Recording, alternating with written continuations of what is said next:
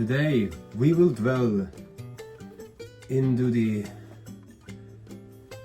sound, how the land sings to us and how we communicate with the land, how the world is filled with ley lines, and they have been called in different names. For example, dragon lines, the singing lines, the roads of the ancients, the tracks of the land, etc. The Aborigines in Australia, they had this tribal setup for their living, that a young person was sent on a journey where they had to find their own tribe who followed the same song line as they were following.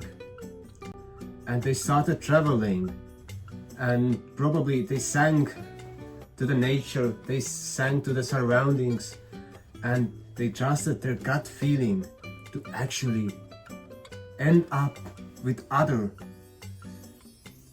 same-minded persons of the tribe. The same principles have also been taught in many esoteric traditions about the times of Atlantis, the civilization of Egypt, and even the Finno-Ugric peoples like the Finns and Estonians. We have our singing traditions and the occult or esoteric way of using the sound and the vowels to manipulate the reality.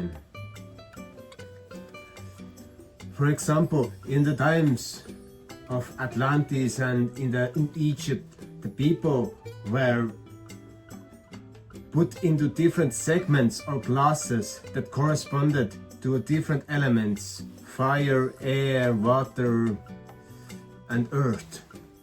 And they were taught the specific science, the specific coloring related to their elements, and they had a obligation to spend their lives in the same class with people who were in the same class, because such segmentation helped them to create a strong vibrational boundaries and manipulate the reality.